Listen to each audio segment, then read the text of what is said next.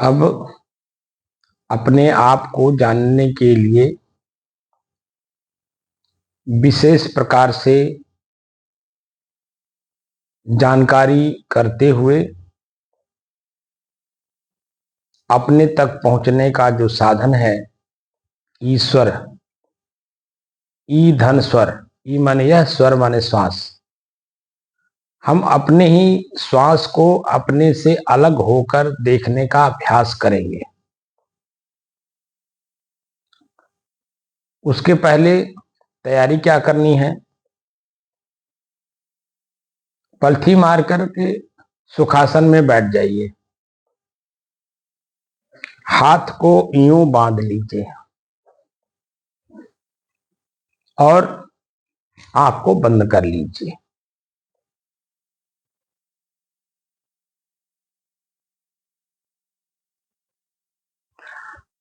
और दृष्टा भाव में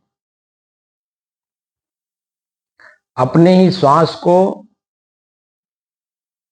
अपने से अलग होकर के महसूस करिए कि मेरा श्वास कैसे चल रहा है।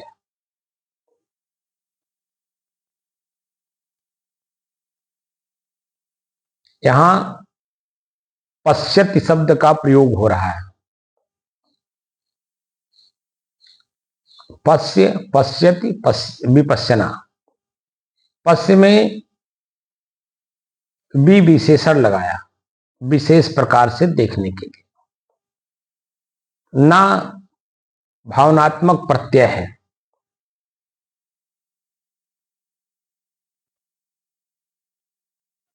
देखते देखते एक अवस्था ऐसी भी आ जाए जहां देखना भी बंद हो जाए, यानी कि दृश्य गायब हो जाए और दृष्टा अपने स्वरूप में हो जाए। तो श्वास दृश्य है।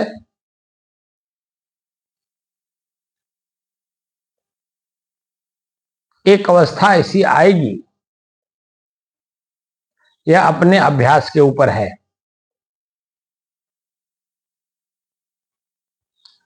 जहां किसी भी प्रकार का दृश्य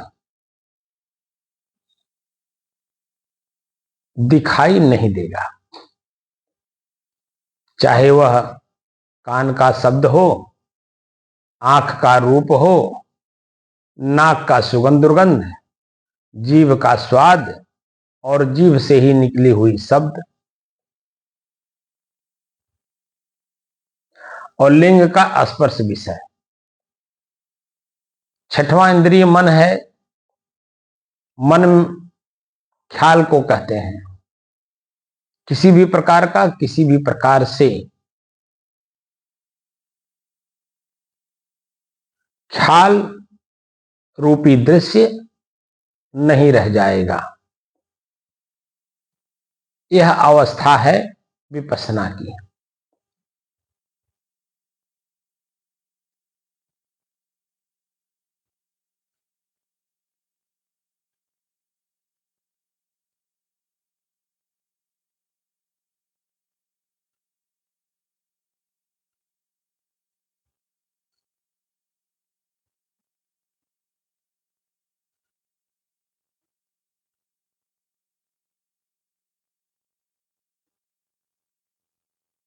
विपश्यना के बारे में मैंने आप लोगों को बताया था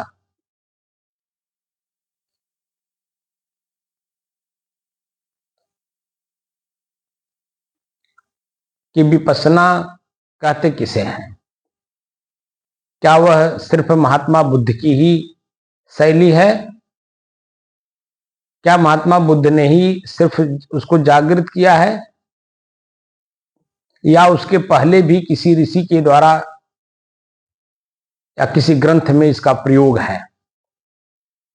क्या उसके बाद के ऋषि इसका प्रयोग नहीं किए हैं?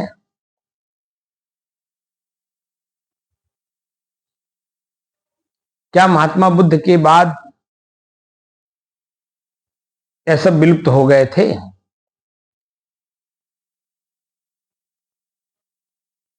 सदग्रंथों में सब कुछ भरा पड़ा है।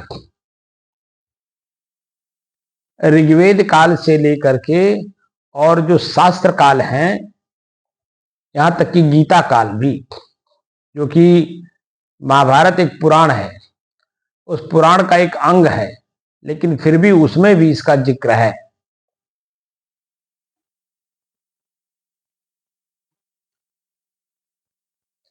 क्या है कि हम सिर्फ थ्योरी पढ़ते हैं और रटते हैं, इसको हम प्रयोगशाला में प्रयोग नहीं करते। ये ध्यान कक्ष है, ये इसी का प्रयोगशाला है कि ध्यान के विधि के द्वारा हम अपने स्वयं तक पहुंच सकते हैं कि मैं स्वयं कौन हूं। मैं स्वयं कौन हूं का जिक्र स्वामी शंकराचार्य ने भी किया है अपने प्रश्नोत्तरी में।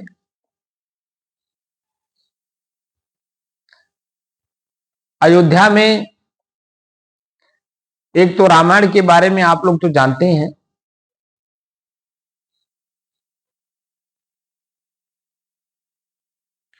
लेकिन एक ग्रंथ और भी प्रचलित है अयोध्या में,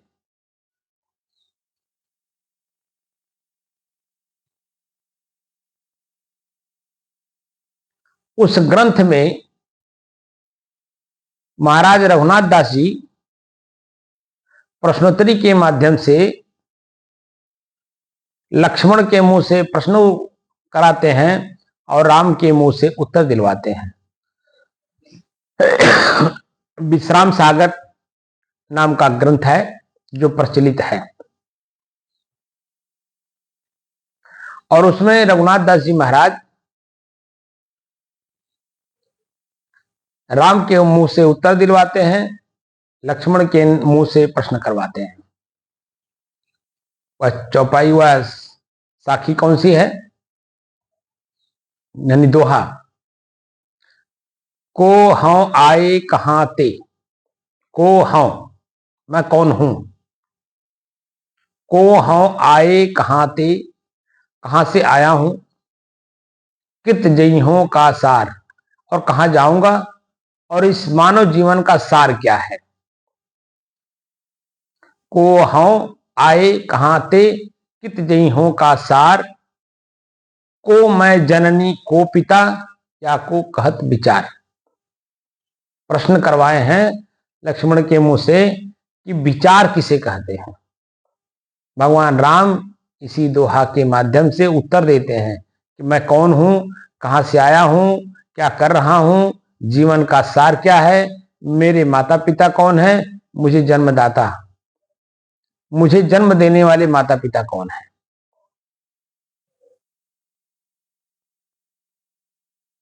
इन सब प्रश्नों पर विचार करने का नाम ही विचार है।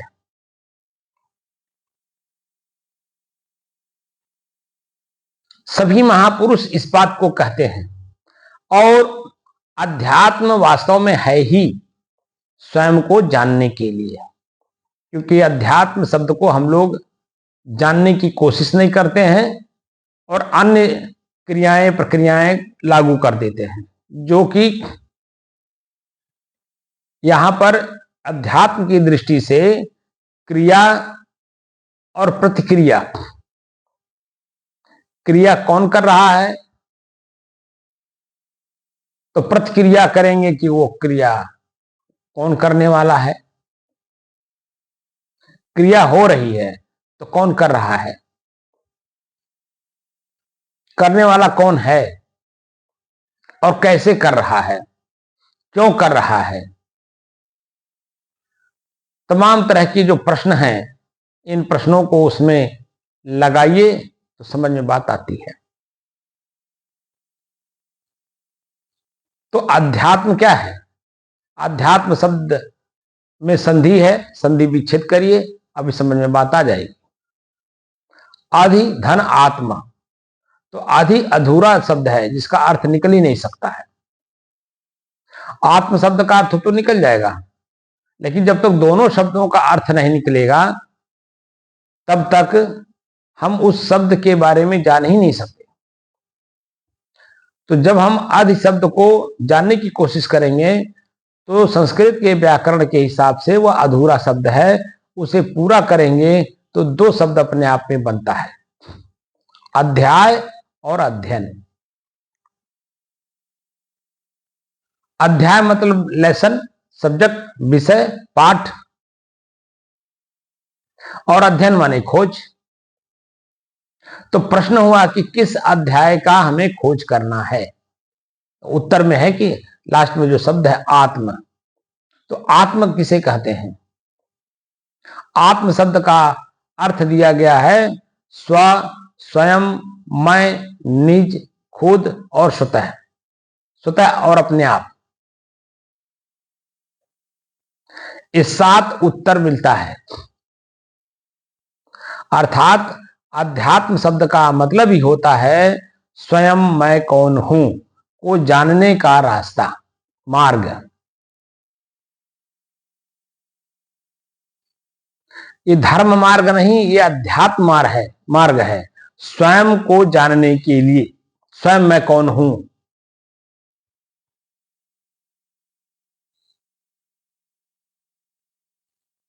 और स्वयं मैं कौन हूं को जानने की दृष्टि से ही शब्द साधना करेंगे तो हर बात समझ में आ जाता है। तब रहस्य से रहस्य भी बातें सब समझ में आ जाती हैं, गूढ़ रहस्य भी समझ में आ जाती हैं।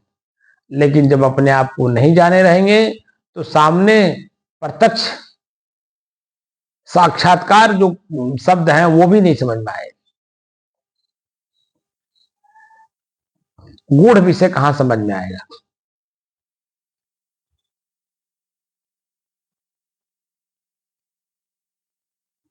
तो अध्यात्म को जानने के लिए जब हम विशेष प्रकार से विशेष कार्य को करते हैं तब जानकारी कर पाते हैं। किसान अपने आप को किसान तभी मान सकता है जब वह विशेष प्रकार से खेती करता है, तब उसकी पहचान अन्य जिलों में भी होने लगता है। जिले को कौन कहे, पूरे प्रांत में होने लगता है। प्रांत को कौन कहे, पूरे राष्ट्र में होने लगता है, क्योंकि वह किसान है। अभी कुछ महीनों से या कुछ सालों से एक पूरे समाज में प्रचलित है छोटी गाय के नाम से, और वह पालतू गाय घर में भी पाली जा सकती है। अब उसकी बड़ी डिमांड हो रही है, क्योंकि काम करने वाला उस विषय पे एकदम तन मन धन सबसे लगा हुआ है, एकदम लीन है उसी में, और उसकी सफलता अब पूरे राष्ट्र को मिल रहा है। राज्य को ही कौन कहे, पूरे राष्ट्र को मिल रहा है। यह प्रक्रिया साउथ में हो रही है, लेकिन हम देख रहे हैं कि इस समय में अपने यहां भी लोग उस गाय को मंगाने के लिए, या कुछ लोग मंगाए हुए हैं कि हम पालेंगे।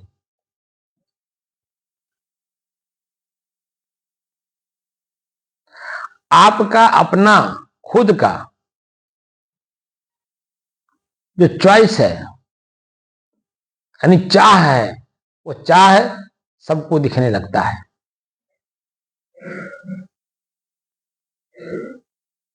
तो चाह किस तरह की है, उसी तरह से आपकी वैल्यू समाज में बढ़ेगा, महत्व बढ़ेगा। यहां अध्यात्म है, यहां हमको स्वयं जानना है, स्वयं मैं कौन हूं। सबके लाभ के बारे में तो पता है। जैसे गाय की बात अभी आई, तो गाय बनाने वाला ही आदमी ही है, वो उसकी अपनी चॉइस है, और उसमें बिना लाभ के वो काम करेगा।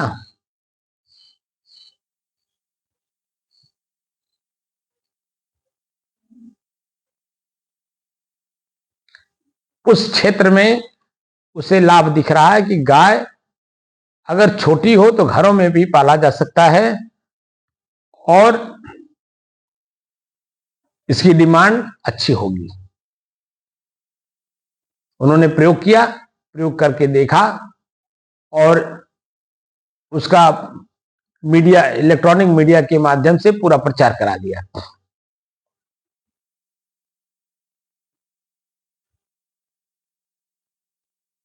अब स्थिति यह है कि सबकी चाहना हो गई कि वह गाय हमें भी पालना है, हमको भी उसका दूध लेना है। अपने परिवार की तरह वो रहती है, बिस्तर पर सोती है, सबके साथ उठती बैठती है, किचन में भी चली जाती है।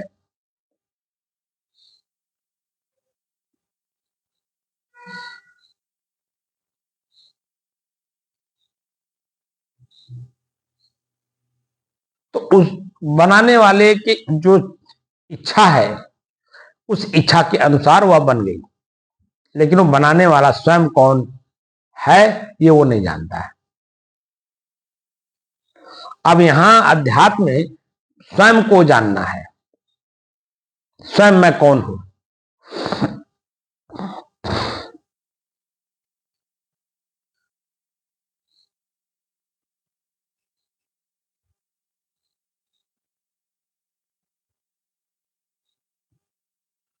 तो स्वयं को जानने के लिए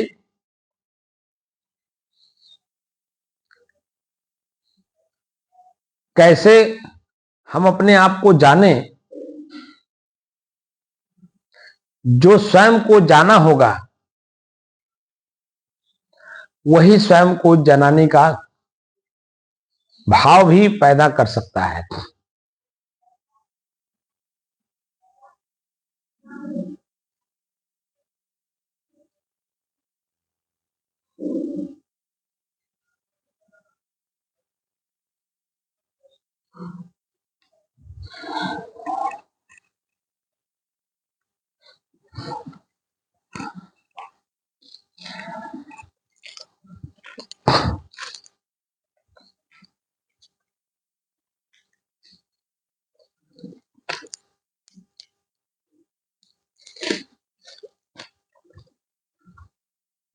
पश्यति,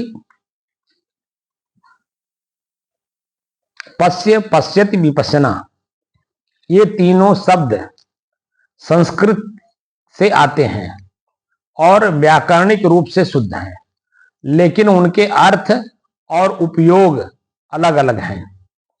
पश्य माने देखो, पश्यति माने वह देखता है, और विपश्यना विशेष रूप से देखना, भी विशेषण लगा है, गहराई से देखना, तथ्य तक जानना, जो ध्यान की एक विधि है। विपश्यना इन तीनों में से एक पूर्ण शब्द है जो देखने के मूल अर्थ से बना है, जबकि अन्य क्रिया के रूप हैं। इसलिए संदर्भ के आधार पर शुद्धता बदलती रहती है। पश्य यह दृश्य धातु से बना है, देखने अर्थ में आज्ञावाचक शब्द है, जिसका अर्थ है देखो या देख। जैसे तुम देखो, जैसे गुरु आदेश देता है अपने शिष्य को तुम देखो, जैसे मैं आप लोगों को कह रहा हूं कि अपने श्वास को देखो। दूसरा है पश्यति, यह भी दृश्य धातु से ही बना है, जिसका अर्थ है वह देखता है। जैसे हमारे सामने जो राम अवतार बाबू बैठते हैं, वह हमारी दृष्टि से अब देखने लगे हैं, तो उन्हें कहा जा सकता है कि वह अब देखने लगे हैं, यानी देख रहा है।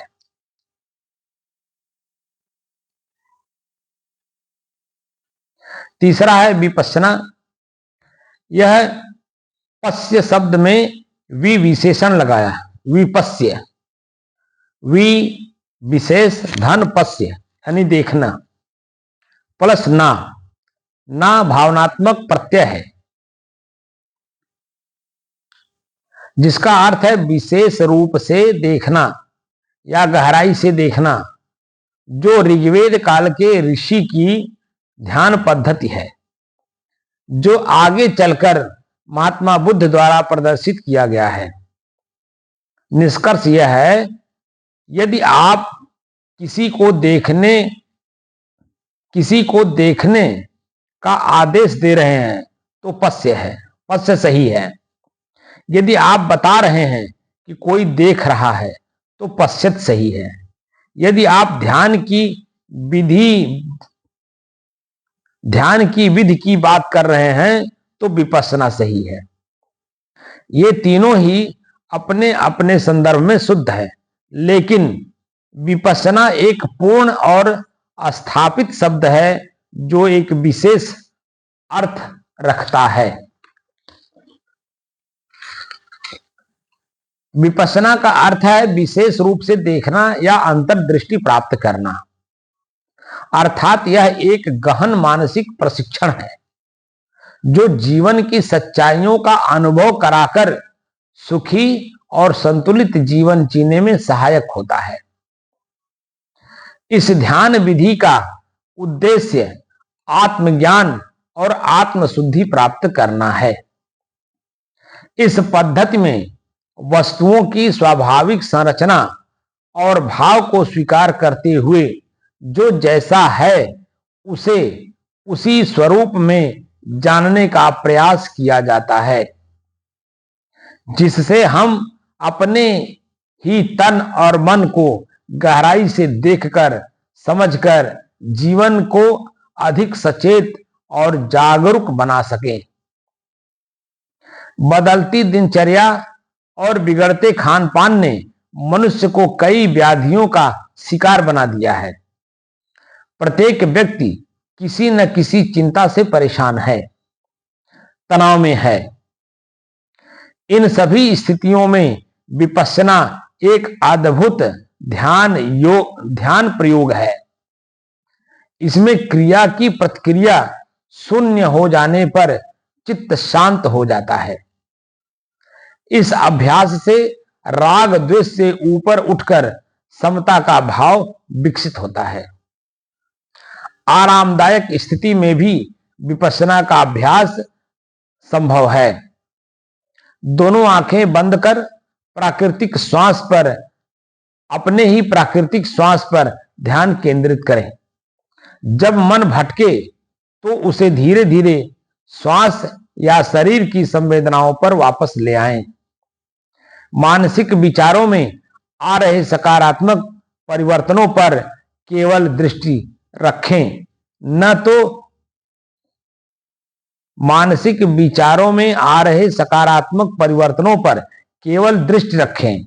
न तो उसमें लिप्त हो और न ही उसका विरोध करें। सिर्फ दृष्टा भाव में देखें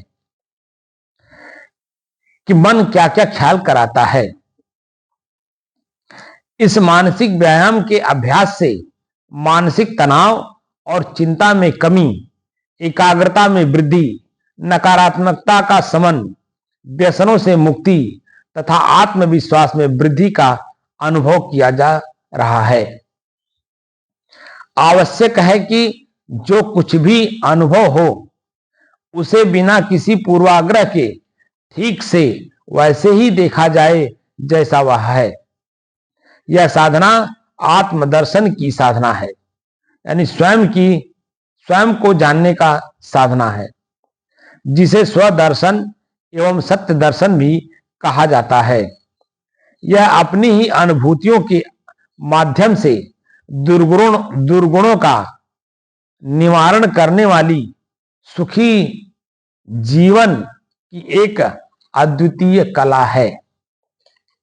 अब आप समझ लीजिए जीवन को कैसे जीना चाहते हैं। सबसे पहले तो यही है, हम लोग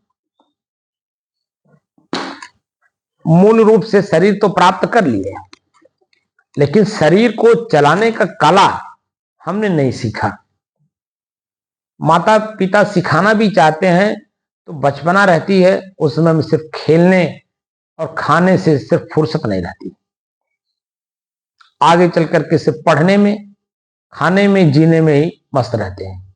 दूसरे लोगों ने हमें क्या पढ़ाया, क्या प्रयोग कराया, हम जान ही नहीं पाते कि आखिर मुझे करना क्या था और हम कर क्या रहे हैं, लोग मुझे सिखा क्या रहे हैं। स्वयं का परिचय जब स्वयं में हो जाता है तब वैज्ञानिक दृष्टिकोण आपकी हो जाती है। तो वैज्ञानिक दृष्टिकोण क्या होती है? ज्ञान और विज्ञान दो चीजें हैं। तो ज्ञान तो है सबको खाने के लिए, खाया जाना चाहिए, भोजन करना चाहिए, लेकिन उसी में भी विशेषण लगाया, विशेष रूप से क्या खाना चाहिए, क्या नहीं खाना चाहिए। तो क्या शब्द जो लगा वो विशेष लग गया कि मनुष्य का भोजन क्या है, उसे कैसे रहना चाहिए, कैसे जीना चाहिए। इन सब चीजों पर हम लोग ध्यान नहीं देते।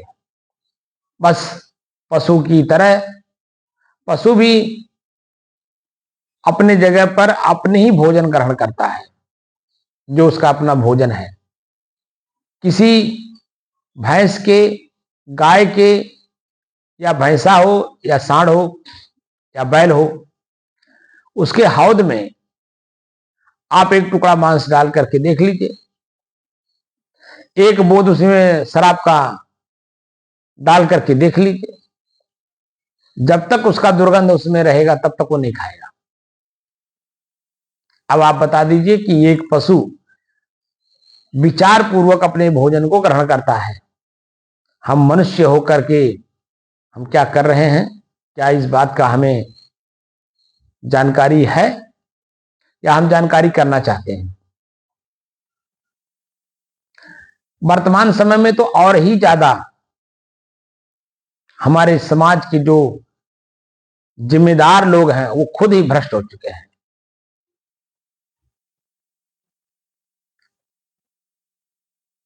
चौराहे चौराहे पर जहां देखो अंडा मुर्गा, अंडा ऑमलेट बना रहे हैं, बिरयानी बना रहे हैं। अब तो आप फोर लेन पे चलिए तो थोड़ी थोड़ी दूरी पर ढाबा दिख रहे हैं और ढाबे पर लिखा हुआ है नान बिरयानी, बिरयानी शब्द का प्रयोग हो रहा है। मनुष्य क्या कर रहा है समझ में नहीं आ रहा। खान पान में, रहन सहन में, बोली भाषा में, परिवार में, समाज में क्या हो रहा है ये तो समझ में नहीं आ रहा है। मनुष्य किस दिशा की ओर जा रहा है या हम स्वयं किस दिशा की ओर जा रहे हैं। हमें खुद अपने खान पान, रहन सहन, बोली भाषा को खुद को सुधारना होगा।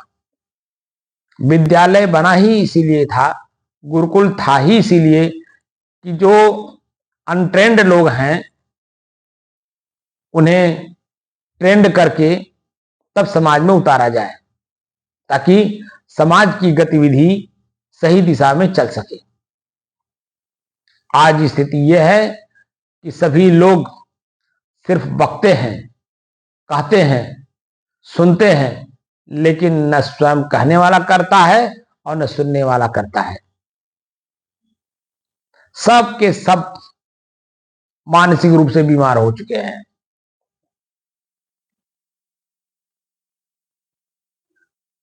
मैं इसीलिए अपने यहां भीड़ नहीं जुटा रहा हूं क्योंकि मुंडे मुंडे मतिर भिन्ने, जितने भी लोग हैं वह अपने आप में शेर हैं और अपना ज्ञान एक दूसरे के ऊपर थोप रहे हैं। दूसरे का ज्ञान समझदारी के साथ अपने जीवन में प्रयोग नहीं कर रहे हैं, बल्कि जो अपना ज्ञान है वो दूसरे के ऊपर भी थोपने की कोशिश कर रहे हैं। मैं आप लोगों से नम्र निवेदन करता हूं कि अपने आप को जानो और अपने कर्म को सुधारो और सुधार करके अपने जीवन को शांतमय बनाइए। जीवन हमारा शांत में है नहीं, हम अशांति में जी रहे हैं। अपने जीवन के कल्याण के लिए, मानव जीवन को सार्थक करने के लिए आप लोगों से मैं निवेदन कर रहा हूं। बाकी आपकी मर्जी, आप जैसा कर्म करोगे फल वैसा प्राप्त करोगे। मैं अपना जो ऋण है सामाजिक, मैं उतारने की कोशिश करता हूं। इसलिए ध्यान की विधि मैं सबको बताने की कोशिश कर रहा हूं, ध्यान कैसे किया जाता है। और जब हम परिपक्व अवस्था में होते हैं तो हमारी स्थिति कैसी बनती है, वह सब ऑन कैमरा मैं आप लोगों को जनाने की कोशिश करता हूं।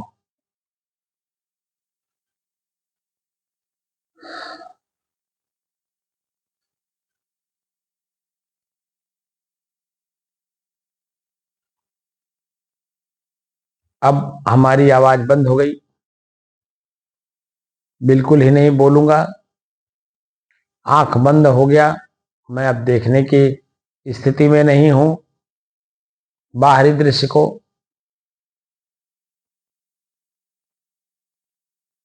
और भीतर से अपने ही श्वास को देखते देखते, श्वास भी एक दृश्य है, इसको मजबूती से पकड़ते हुए दृश्य से या दृश्य को ओझल कर देंगे या अपने आप को दृश्य से ओझल कर लेंगे।